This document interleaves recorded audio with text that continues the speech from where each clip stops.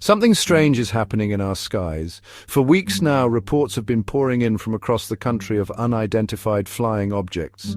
These aren't your typical blurry UFO sightings, though. These are drones, and they're appearing in large numbers, often behaving in ways that defy explanation. The government says there's no need to worry, but the lack of answers, combined with the sheer scale of the sightings, is enough to make anyone uneasy. It all started, seemingly, in New Jersey. In mid-November, reports began to surface of strange drone activity near the Raritan River and the Round Valley Reservoir. Witnesses described large silent drones, sometimes flying in formation, often with their lights off.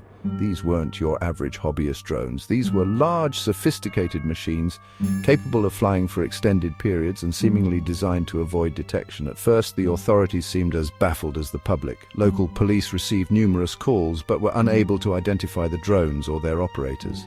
The Federal Aviation Administration, or FAA, was called in, but they too seemed stumped. As the sightings continued, however, a disturbing pattern began to emerge. The drones weren't just appearing randomly. They seemed to be concentrating around sensitive locations.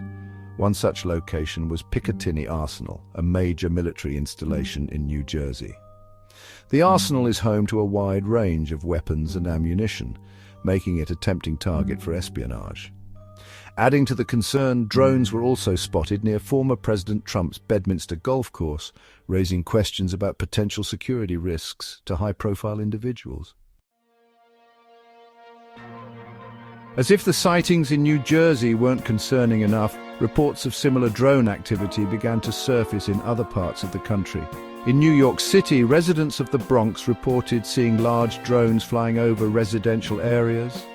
Similar sightings were reported in other parts of New York State, as well as in Connecticut and Maryland. Even more concerning, drones were spotted near several US military bases in the UK. The descriptions of the drones were remarkably consistent: large, dark-colored, and often flying silently with their lights off. This suggested a level of coordination and sophistication that went beyond the capabilities of most civilian drone operators. Who was behind these drones and what were they up to? Adding to the mystery, the government's response was a study in contradictions. The White House and federal agencies initially downplayed the sightings, suggesting that many were simply misidentified aircraft. They insisted that there was no threat to public safety or national security. However, their words rang hollow in the face of mounting evidence to the contrary. Local officials, who were closer to the situation, were far less sanguine. New Jersey Assemblywoman Dawn Fantasia, who represents the district where many of the sightings occurred, described the drones as being up to 6 feet in diameter and operating in a coordinated manner that suggested a high level of sophistication.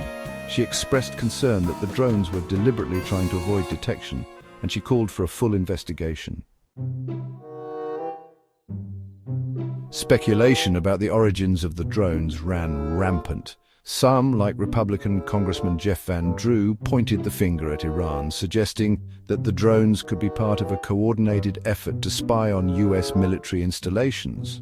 Others, like Democratic Congressman Raja Krishnamurthy, raised the possibility of Chinese involvement, noting that China has been rapidly developing its drone capabilities in recent years. The Pentagon, however, denied any foreign involvement, insisting that there was no evidence to support these claims, but their denials did little to quell the growing sense of unease. If these weren't foreign drones, then whose were they? And why were they flying over sensitive locations? The government's lack of transparency only fueled the speculation. Lawmakers from both sides of the aisle criticized the Biden administration for its handling of the situation, accusing it of withholding information from the public. Some even went so far as to accuse the government of a cover-up, suggesting that they knew more than they were letting on.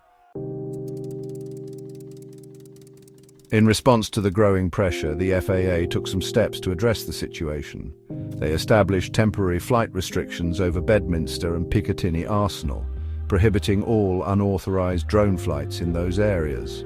They also issued a stern warning to drone operators, reminding them of the rules and regulations governing drone flights and threatening fines and even jail time for violators. These measures, however, did little to address the root of the problem. The identity and motives of the drone operators remained a mystery. The public was left to wonder. Who was behind these drones? What were they doing, and why wasn't the government doing more to stop them? As the sightings continued, the questions only grew louder.